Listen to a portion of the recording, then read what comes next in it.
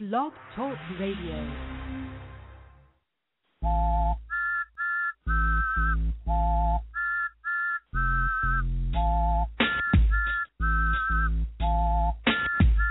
Welcome to Real Talk for Real Teens, hosted by Kim Creighton, or as she's known by the people who know her best, Mama C. The show where we uniquely combine the information teens need with the entertainment teens want.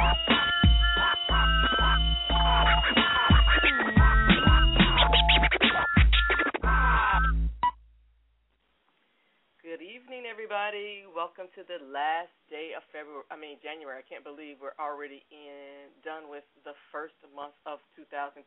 Welcome to another show of Real Talk for Real Teens. And my guest tonight is Stephan, the Ejukaytid Cingur Jones. Stephan, on this show, I don't introduce anybody beyond that, so let everybody know who you are. Hey. What's going on, ladies and gentlemen? My name is Stephan. Stephan Jones, the Ejukaytid Cingur. If you spelled it right, you spelled it wrong. Always remember. Exactly. Yes. Please explain how you came up with that spelling. Well, I mean, I was actually in college. I was a college boy. And it was. I was actually in college. Yeah, like believe it or not, what? Really? You went to school? Yeah, it was back when, and I don't want to date myself, but it was back when everybody had, like early on, technology. It just, it was booming, and everybody had, we were texting, but everybody had the signatures at the end of the text, that kind of deal. Yeah. And I sent it out one day, and everybody thought I just typed a bunch of letters, and they were like, "Hey, man, I don't know what that is at the bottom, but you need to get the spelling right." And I was like, "What?" So I knew right then it would work. I was like, "Okay, nobody understands it, so I like it." So I just rolled with it. Okay, well, spell it for the audience. It's Ejukaytid and it's actually, if you go to Webster and you get them to pronounce it, they'll pronounce it like that. Like they'll pronounce it the way I just, you type it in your phone, it'll say Ejukaytid Cingur. It's spelled phonetically, how it's said phonetically. Right, it is, but I misspelled it just kind of, just playing around one day, and it worked. So hey, let's roll with it. All right, so you are, as I told you, you are my first musical guest that I have on the show. So welcome. I'm so excited about this.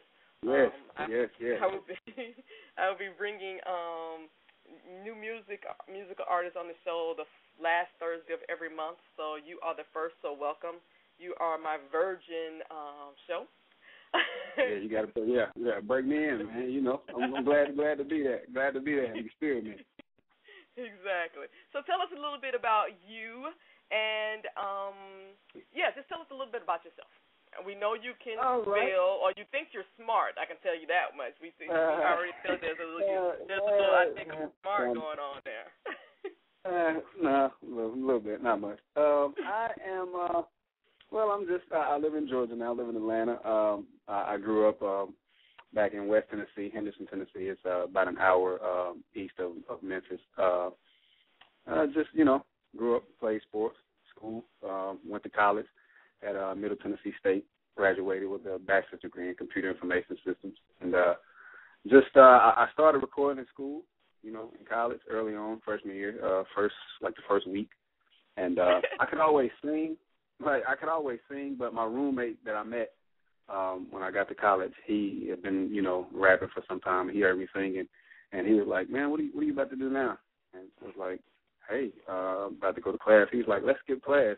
I want you to record something for me." And he had like a hook that he had written for me, and because he had heard me singing, he was like, "Man, I thought that was you. I got something for you." He wrote the hook, and that was pretty much it. So I moved to Atlanta after graduating college and, trying my luck with this music thing before I go elsewhere. So first week of school, you started skipping. Right, yeah. It was. I was putting on my true story. I was putting on my shoes and had my backpack, like getting ready to go to class. And he was just getting out of class. And he was like, so he went to class. Yeah, he went to class, and he was a bad influence. Nah, he's a good guy. I'm just messing with him.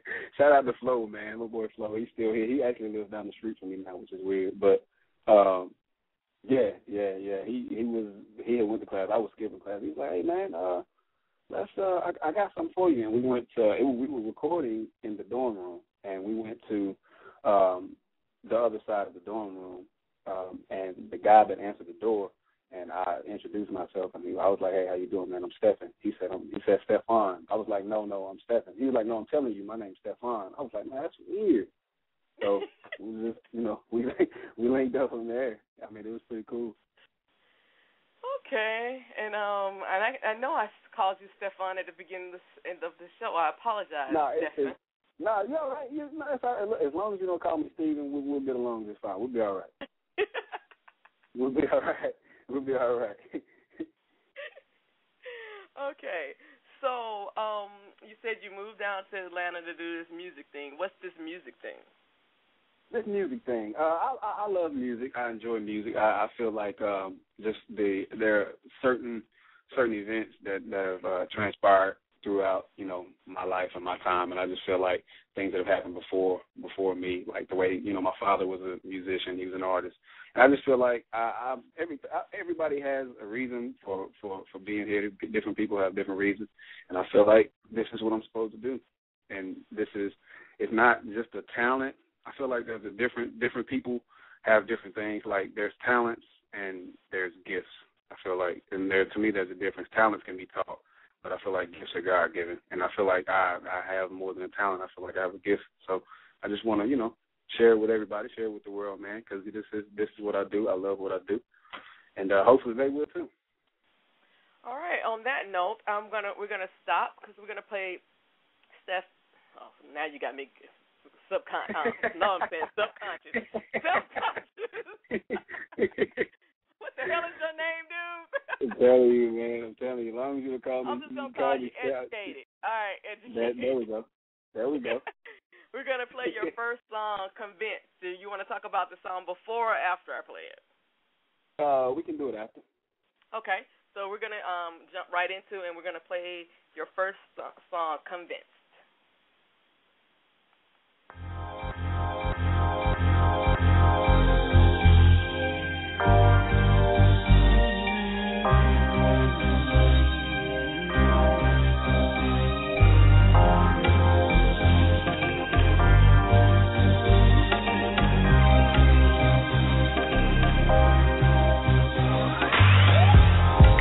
I thought that she was the one for me, 'cause baby, all my love was for you.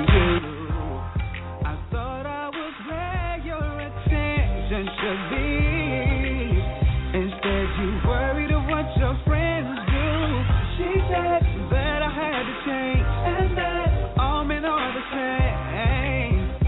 And she told me I was like them. She said my love did as hell, and that she'd rather be by herself than to deal with this again. I'm so convinced, love doesn't make any sense, but I'm trying to understand why we had to do things your way. Girl, I tried to compromise, but I wasted all of my time. I'm tired of playing the game.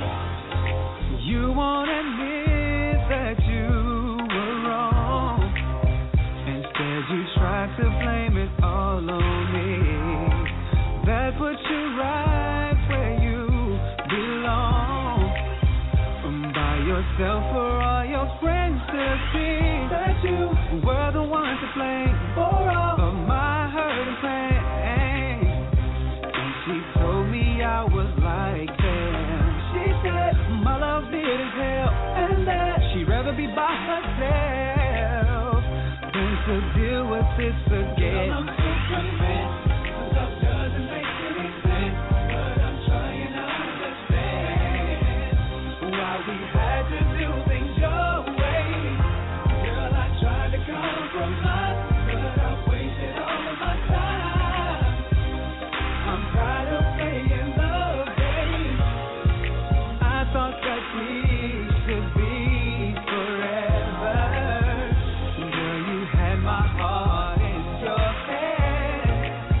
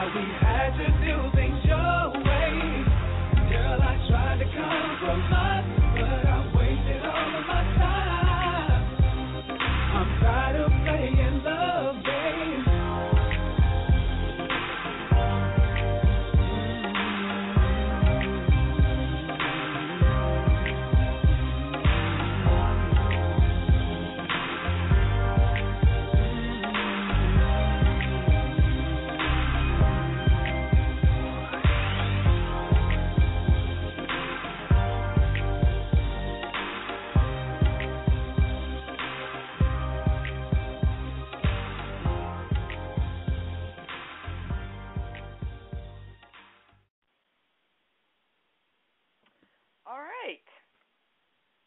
Okay. I didn't tell you this beforehand, but I don't listen to the songs before I want to hear them live. So, tell us about yeah. So that was my first time hearing. When I upload them, I just make sure they work. That's about it. Oh. So tell me about yeah. Make sure they're gonna play. So tell us about Convinced. Convinced. I actually, you know what? That was a song originally that I was actually going to scrap it. Just say, you know what, it's done. Because when I wrote the song, I thought the pitch was too high for my voice, and I just, you know, and my manager, I kind of sing it out like, you know what I'm saying? Like before I go to the studio, I'll say, well, this is what I got. You know, we're recording 3 songs or 4 or whatever. You know, and I'll say, this is what I got for this track.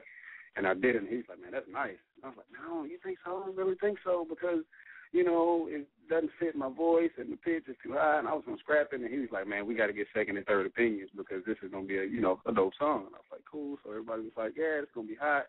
So I was actually the last one who wanted to do it originally. I thought it was, you know, too much for me. I thought it was too high. The pitch was too high, but it worked out. I actually sit on my balcony and wrote it in like 30 minutes. So it's pretty cool.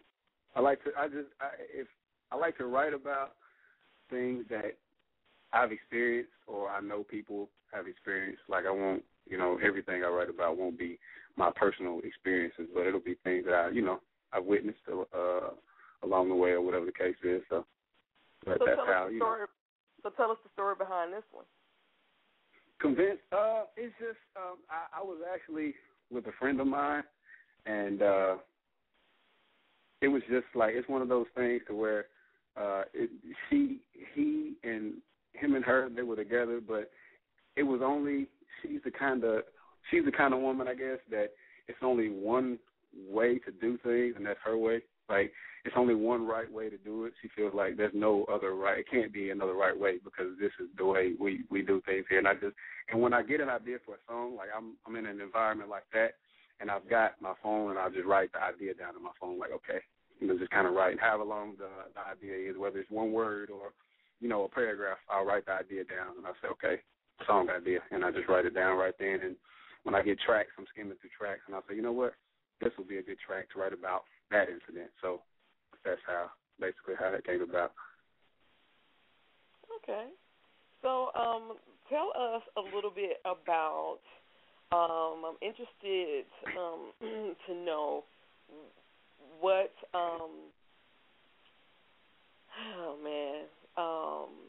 Stephan, right? Stephan.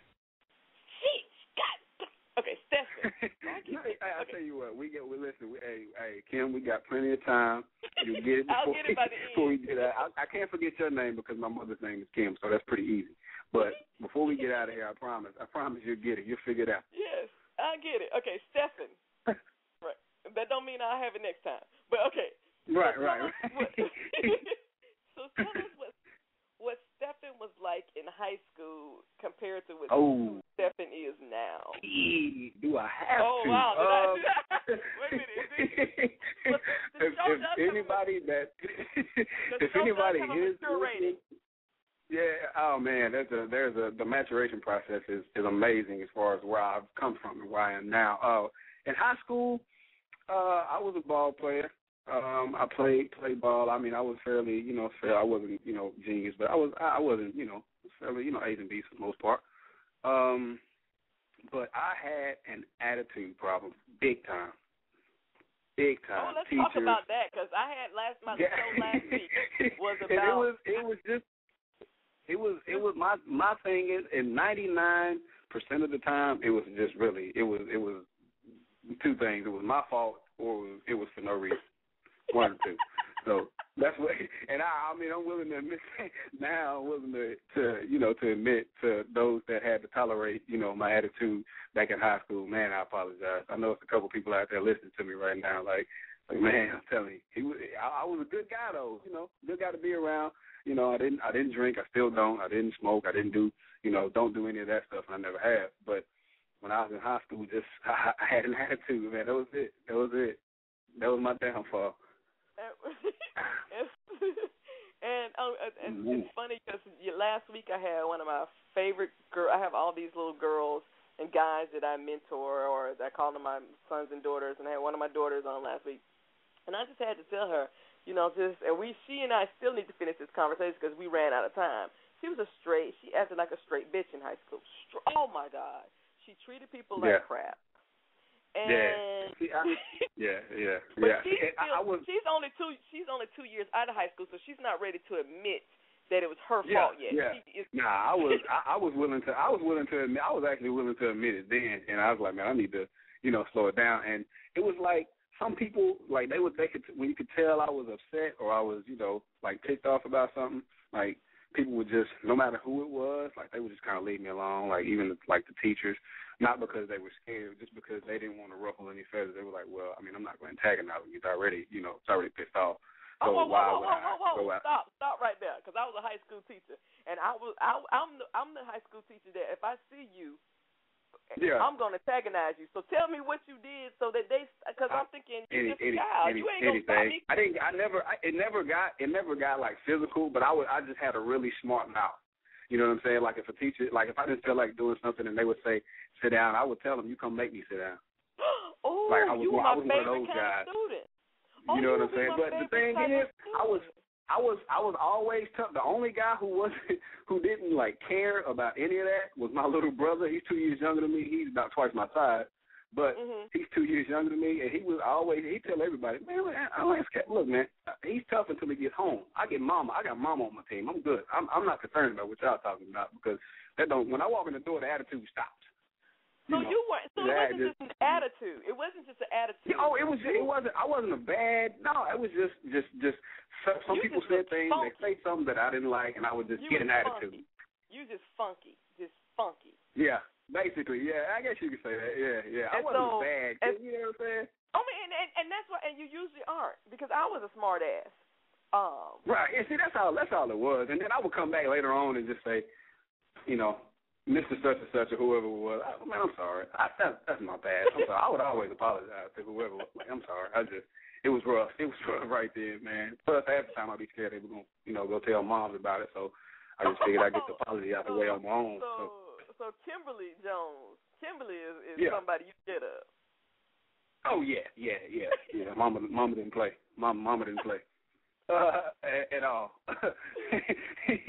She didn't play at all. And anybody who knew her, like knew us back then in high school, they knew that Kim didn't play. Like even the teachers, when I was younger, you know, when I was getting adolescent age and getting like teenager, preteen and teen, they would ask me like in the middle of class, do I need to, if I said something smart, they would pull me to the side and say, do I need to call Kim? I'm like, no, I'm sorry. No, you gotta call, you gotta go that far now. Oh. Okay. So what do you think was behind all of that? You know what? I don't know. I honestly do not know. My uncle had a horrible attitude, and I was around him a lot. I think that's where I kind of got it from. Just dealing with him. My mom's the nicest lady in the world. My father, rest his soul, he was, just one of those guys you could say, just tell him to be quiet, and he wouldn't even breathe again. He'd be like, he wouldn't even say okay. He just stop on the time. He was just, like kind of like my brother, like he was a super nice guy. Yeah, just I couldn't be like that though. I don't know why. Mhm. And so, how were you with the ladies? I was. I was be real actually, now. Don't sugarcoat nothing. Don't sugarcoat nothing. Actually, at that time, I was tied down. Even in like high school. Well, let's. Yeah, come on, breathe, baby, breathe. I don't want to give too much, you know what I'm saying? But I was technically then I was tied down. Does that mean you were in a committed relationship? Yeah, I had been in a relationship with a girl that I had met. We met when we were probably about 9 or 10, and we hooked up for the first time in maybe 7th, 8th grade. I was like 12, 13. And we dated until we actually dated off and on until we both graduated college, like about 4 years ago or so. Okay, so then see, because my next question is because I have a male on the show and I don't have males on the show that often. Is how I see your picture, and you're a cute little guy now, so I'm sure you were a handsome little guy then. How was that relationship, brother? It was, you know, I tell you what, man. It was. Do I need to play a song now? No. No, it was. I mean, it was good. It was good. It was good, man. She's even still, you know, now she's a sweetheart, man. You know. I didn't ask you about her. I didn't say I'm asking you about her. The relationship, it was. I mean, for me, it was good. For her, on the other hand, you know, I just, like I told you earlier, I had an attitude. So, a lot of stuff she dealt with, a lot of stuff that honestly I would have never tolerated. You know, which is usually what women do. And that's why we love you. But it was good for me. It was good. It's, you know, I mean, you know, I was cool. I was good. So, she tolerated a lot more than what she should have. So not only were you had an attitude, but you weren't considerate of this person, what they might have been going through dealing with you.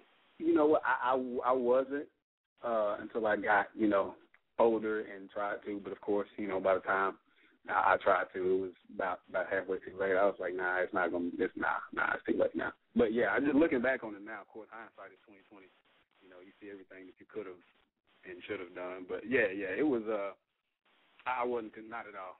Should I have been in a relationship? Absolutely not. No way, man. I don't even know how she tolerated me for that long, man. Just being who I was. Okay, well, we're going to take a break. We're going to listen to Without Stones. Anything you want to say about this one? Without Stones, got to send a big shout out to my mentor, the actual writer and producer of this song, Michael Hunter, out of Nashville, Tennessee. He's the guy he's the man behind the madness on this song right here. So. All right, let's get right into it.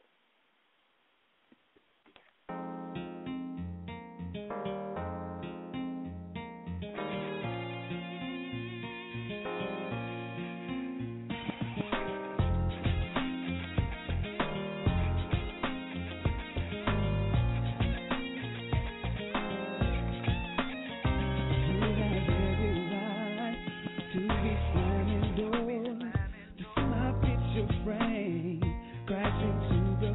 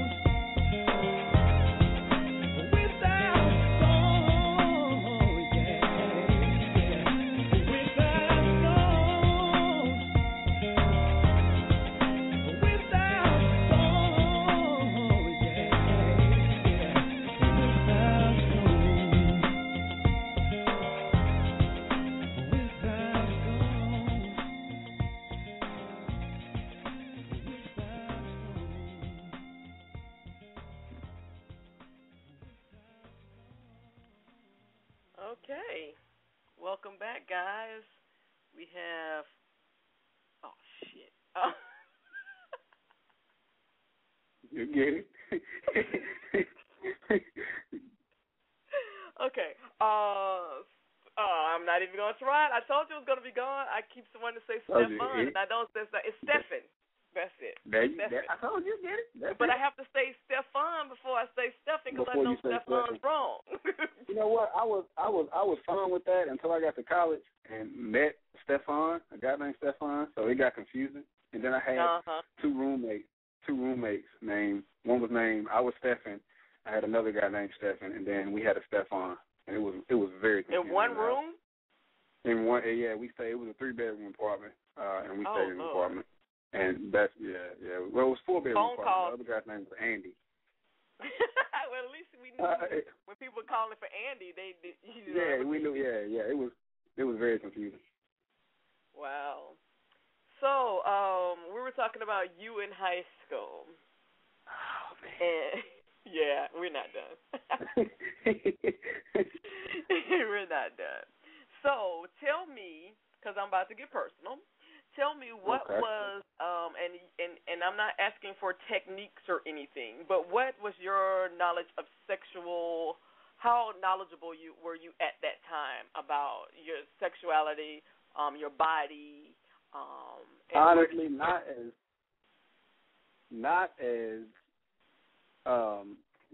of course, you always think, especially as a teenager, man, you think you know, everything about everything. Like, it's nothing that anybody could tell you. So at the time, it was just like, man, I thought I knew more than what I really did. But at the time, actually, really, honestly, nothing, really.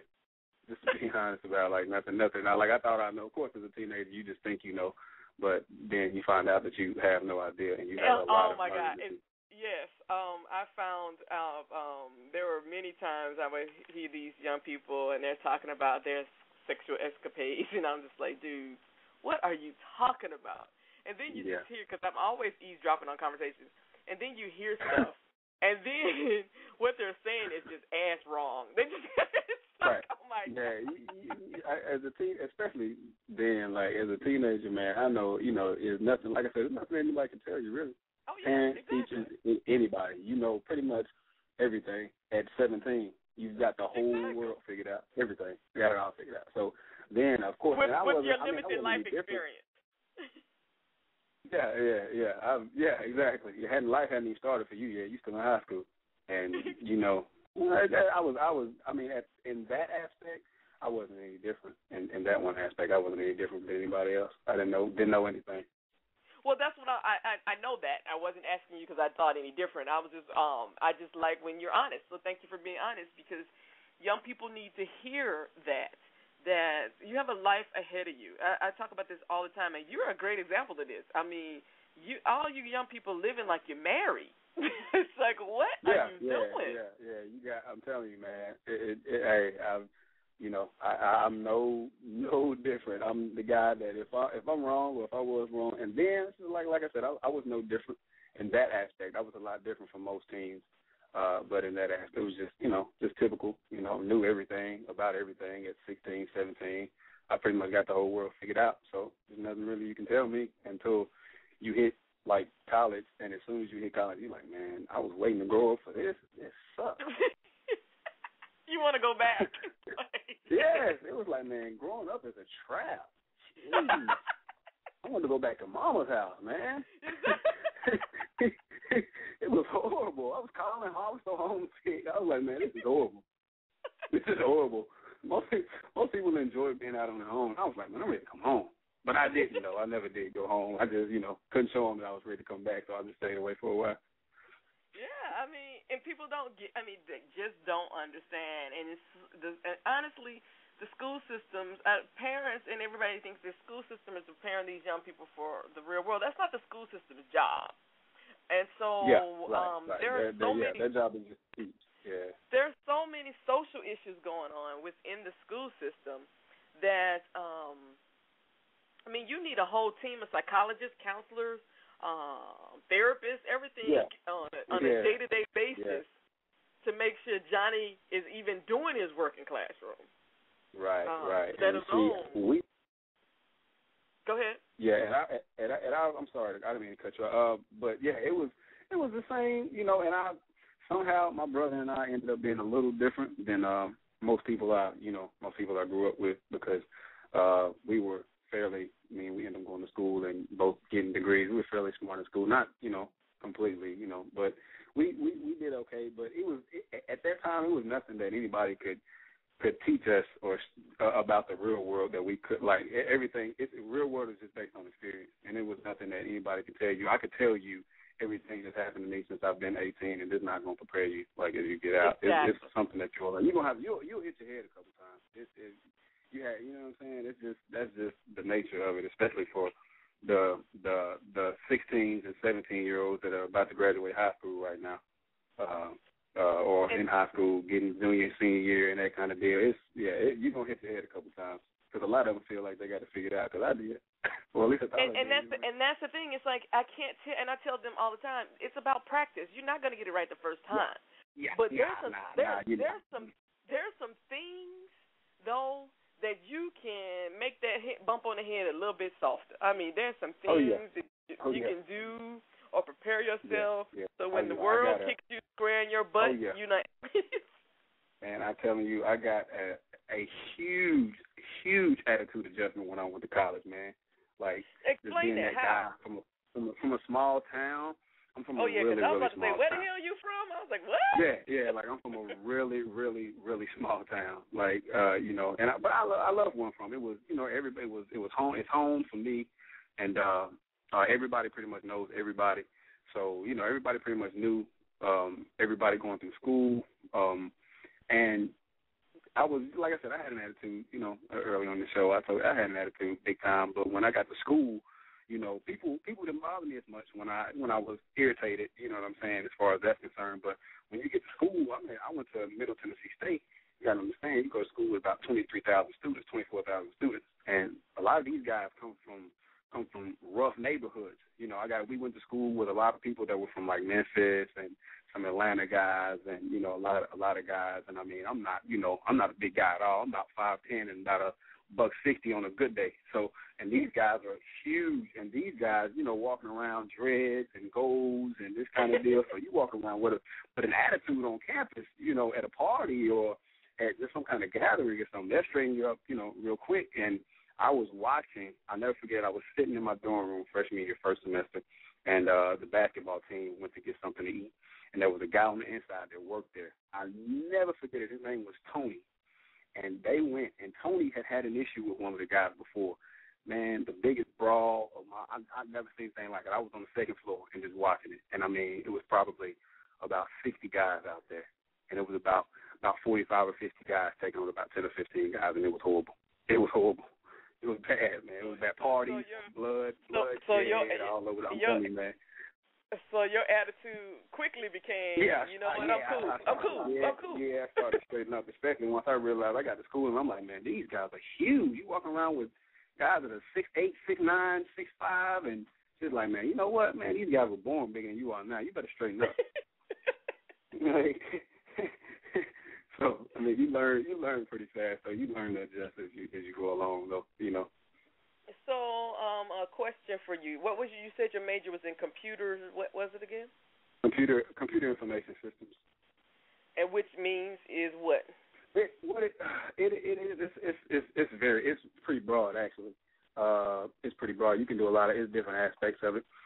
You can do like web development. You can do database, structured query languages, SQL, Visual Basic, ASP.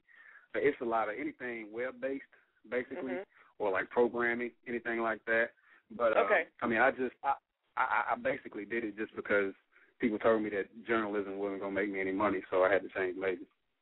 Okay, see, I'm glad you captured that, because so you wanted to do journalism, and yes. Because you were dissuaded against it, you decided to do what everybody was going into computers, so you decided to go into computers. Big mistake. Okay, explain your mistake. Well, people and when you get to college, like, people are gonna, everybody you're going to have a lot of people, especially family members, that are going to tell you what they think is best for you in your life and what they think you should do. And I mean, at this time, I actually listened. And my grandfather actually was one of the people that said, well, journalism is great, because I always wanted to be a writer. But journalism's great, and this kind of deal. But you may want to find something a little more promising, like computers or yada, or whatever the case is. He would just throw stuff out there. And at this time, I was just like, you know what? I went to my advisor and spoke with him, and he just went down the list of things that I liked, and I just went home and thought about it. And I was like, you know what? So you just like computers. Pick some stuff. Just pick one. Yeah. Meeny, mighty, mo. And I was like, I went home and for about a week, and I was like, you know what? I changed my major to computer information systems, and that was it. Big mistake. Wow. Big mistake. Wow. Well, we'll talk about. Let's. And I want to get into that, so we'll talk about that. But right now, we're going to play That Life. All right. Okay. All right.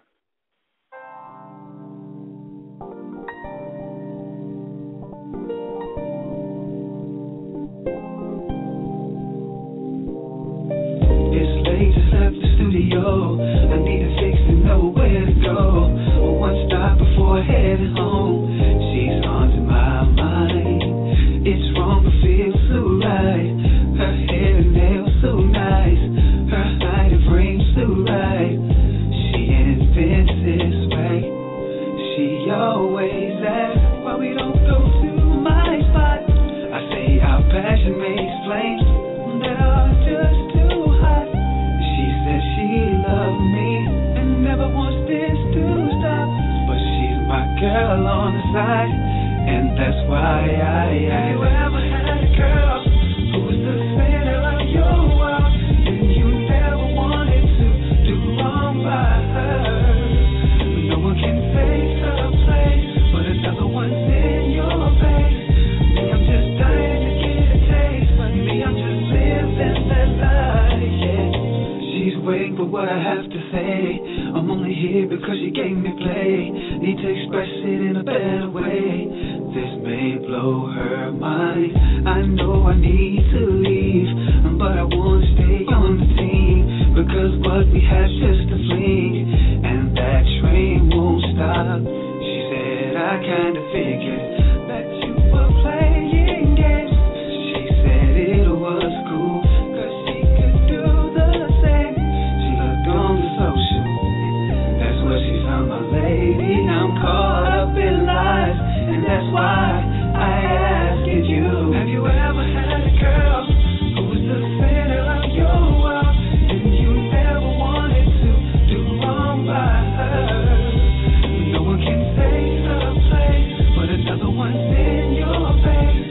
Me, I'm just dying to get a taste. Me, I'm just living that life, yeah. Have you ever had a girl who was the center of your world, and you never wanted to do wrong by her? No one can take her place, but another one's in your face.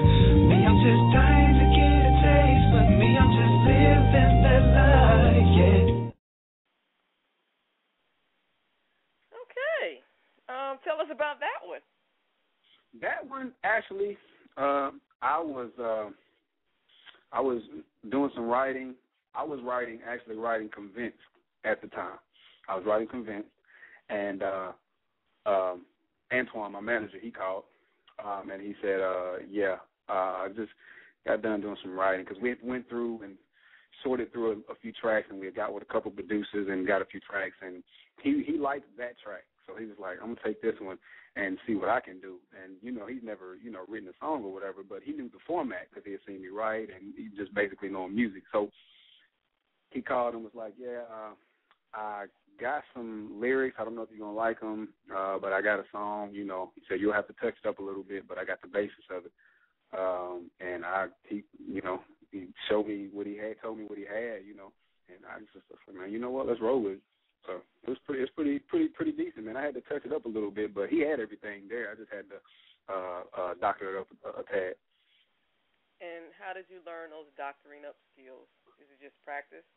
I don't know. It's just I'm a fan. I'm a big fan of music, just in general. Big fan of music. I'm a student of music, so I study like the little intricate, every little intricate like detail as far as music is concerned. So I had to, as far as the format of the song and that kind of deal. It was, it was all there. Everything was already there. I just had to doctor it up, split everything up, timing on the words and the scheme of it. But it was pretty cool. I mean, I liked it. That's why I use it. We'll probably use it for the album. So tell me, I can't remember what I said we were going to talk about when we came back. Do you remember? If you don't, we'll just move on. No, I was saying something about changing a major. That's the last thing I remember. You were saying don't let other people make up your mind for you or tell you what to do. There we go. Yeah, big mistake. It's a big mistake. Big mistake. Don't do it because you'll end up hating yourself in the end because you do it for the wrong reasons.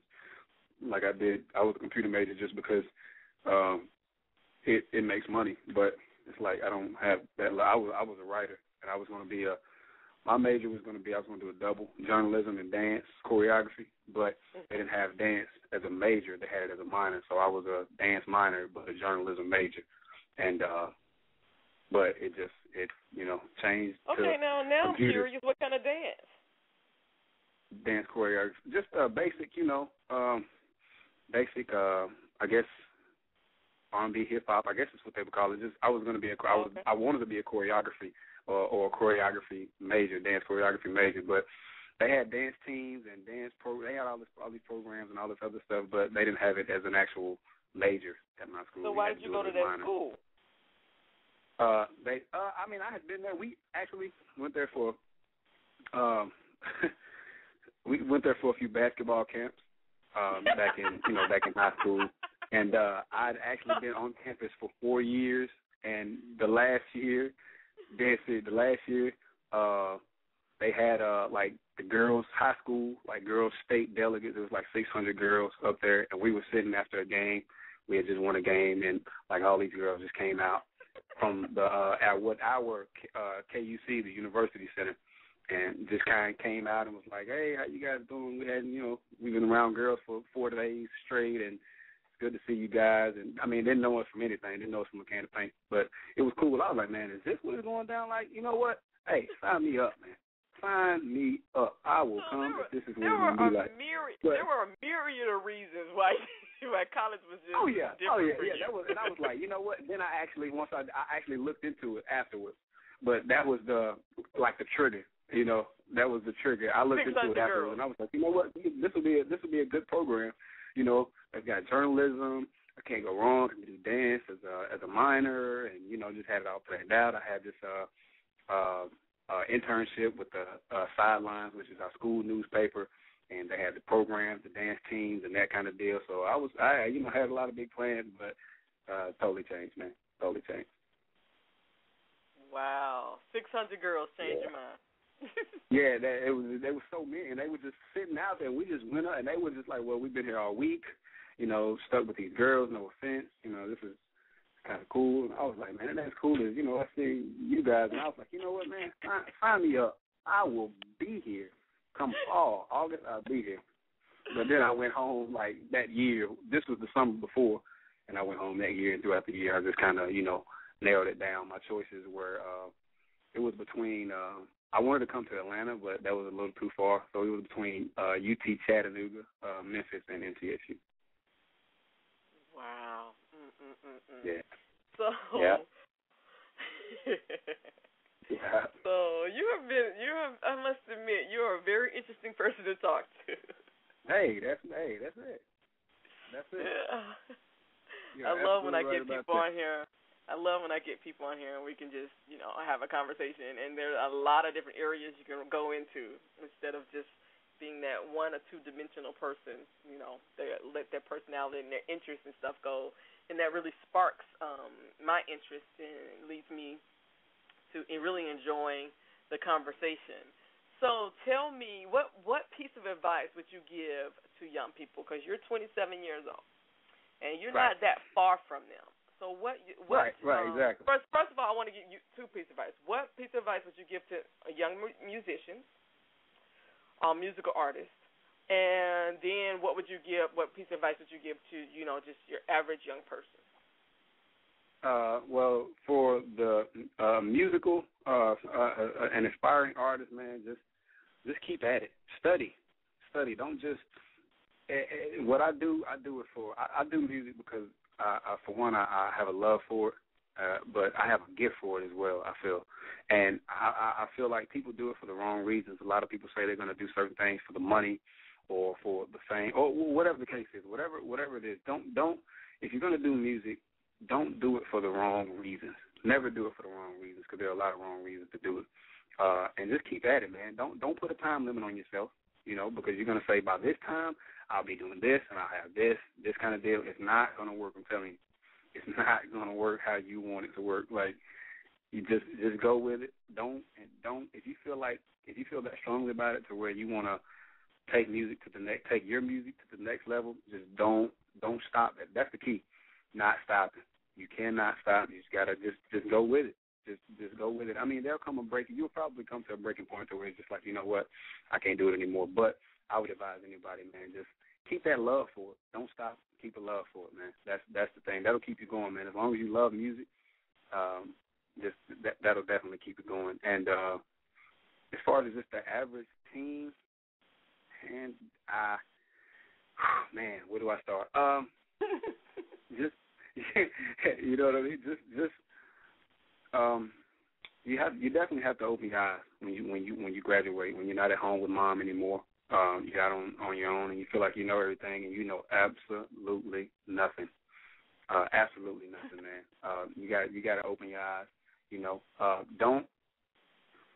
Don't limit yourself, and don't do like when I got to college. Like I just told you guys earlier, like I changed majors, but I was a dance minor and a journalism. I was a writer. I love to write, and but I changed majors for the wrong reasons because I was told that journalism wasn't going to make money, or I needed something more concrete. So I went to computers and as a business minor, which is totally not me at all. But that's what I did, and I have a degree in it now. And you'll regret it. Every step of the way, you regret it. Do what you love. It's not about, because you can make a lot of money, but you can still not be happy at the same time. You could be making a lot of money. Sure, you've got a degree in this, a degree in that, but, like, nobody can tell you what to major in and what you like and how to live your life because you've got to live it. And that's just go by that. Like, don't let anybody do that. I did, and I regret it. So don't go by that. Don't be that guy or that girl. Go by what you love, even if whatever the case is. If you're not going to make a lot of money, you'll be happy. So which one? I mean, a lot of people do things that they love and it makes them a lot of money, which is good. But if what you want to do is not going to make a lot of money, then I still stick with it. Wherever journalism and dance would have taken me, I'd be willing to deal with it because I'd be happy. And that's the key because like I said, you'll get to where I am, and you've got a degree, you've got a bachelor's in computers, and you can get a job, but it's like this is not really what you want to do. So just be careful, man. Be careful what you do. Don't let anybody tell you what you need to do when you get to college as far as your major and your career is concerned. Okay, with that, we'll play your last song, Love Waits. Anything you want to say about Love Waits?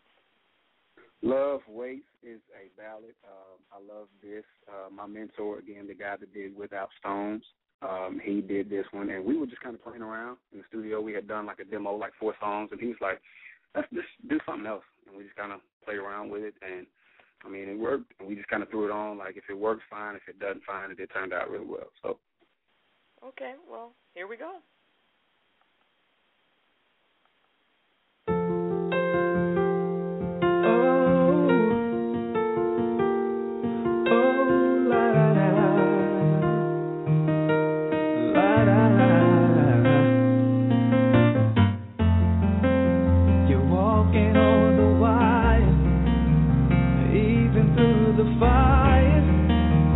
Lost and all alone.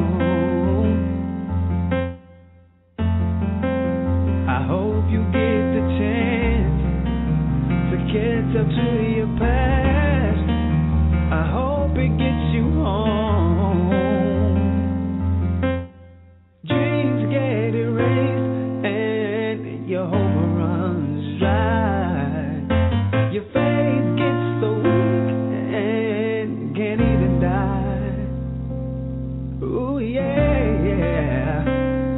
But love waits. Love waits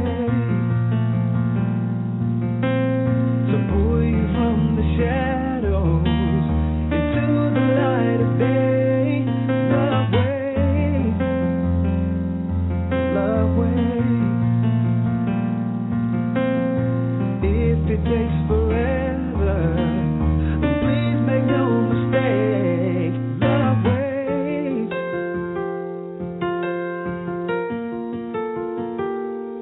Oh, la la la, la la la. Love waits. Love waits to pull you from the shadows into the light of day. Love waits. Love waits. Even if it takes forever, please make no mistakes. Love waits.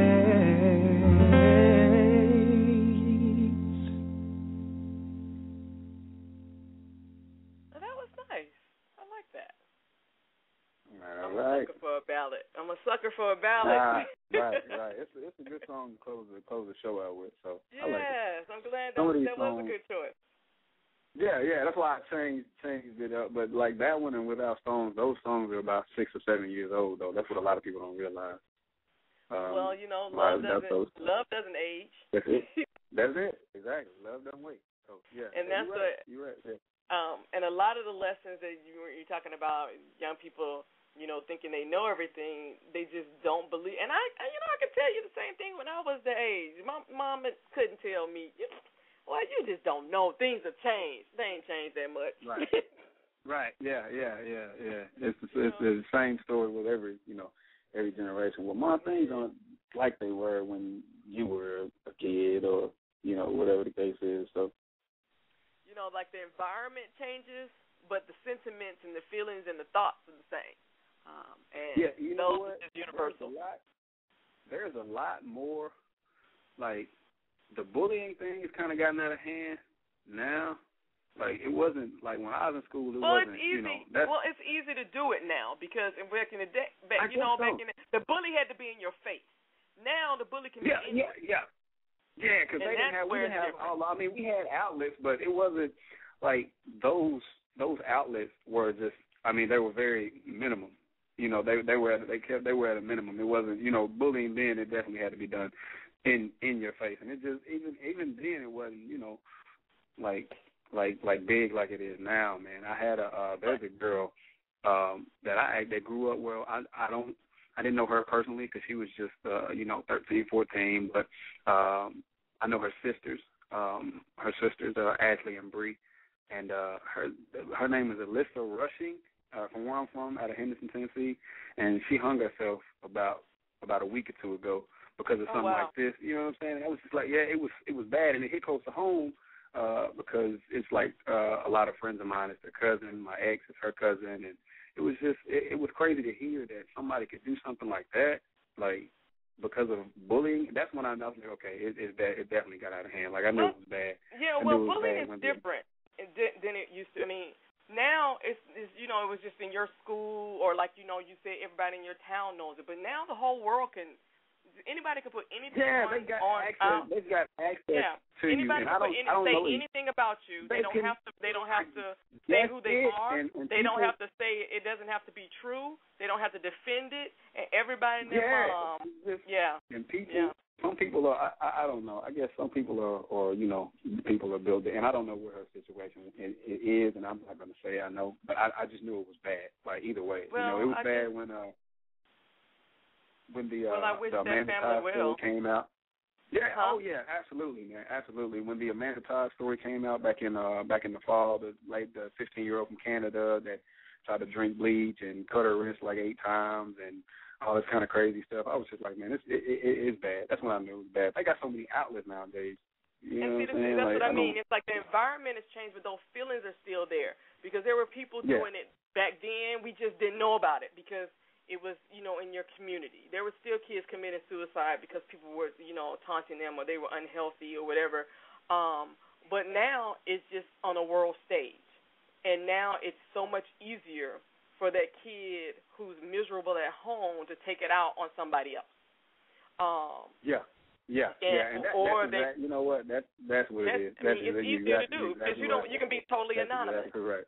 And it's a very cowardly thing to do. But people tried to bully me. Well, not really, because they thought I was crazy. But right. Tell me, that's what my attitude came into play. It was good. It was good to have one then. Yeah, but just like with middle school or whatever, it's all that cliquish stuff, and so everybody wants to fit in. So there's a lot. But see, that hasn't changed. But that hasn't changed. It's always It has always been like, I was never, that's the crazy thing. I was never that guy. Like, I was the guy having my kind of attitude. I was the guy that just kind of did what I wanted. Like, I care less about me and my brother both. Like, you know what I'm saying? Like, it was school. It was so hard for us, the small town. Like I said, we don't drink. At 27 now, I don't drink or smoke now. Like, right, anybody can tell you that. You know, and then I didn't do it either. And it was just, to everybody else, it was an abnormal thing because this guy right here, this kid from, coming from where he came from, like, he doesn't drink. You don't, really? Like, everybody drank when I was a kid. When I was a teenager. Everybody did. It wasn't right, but they all did it, and it was an abnormality to them based on the fact that I didn't do it. Me and my brother both, and it was just like, it's just crazy to see how, I go home sometimes and I would look at and the kids would be out doing whatever, drinking, and I'm looking like, these kids are just young, and I'm thinking in my mind, like, my friends were doing the same thing. They're babies, like 15. Yeah. So what would you, and so in the last few seconds, I wanted to say thank you very much for being on the show. Thank you for breaking this show in, this type of show. I hope Stephan, I can't say it. I thought I could Stephan. No, I'm wrong. Okay, never mind. All right, edit, Cingur. We're just going to end with that. Because you were wrong. You said I'd have it, and I don't. I thought you would. You did. It's Stephan. You said you would have Stephan, and then Stephan, you have to say it. But Stephan, I think either way, I really appreciate you. I thank you for having me. All right. You have a wonderful evening. All right. You too. Thanks. Thank you. Bye-bye. Thank you for listening, and please join us each and every Thursday from 8 to 9 p.m. Eastern for more Real Talk for Real Teens.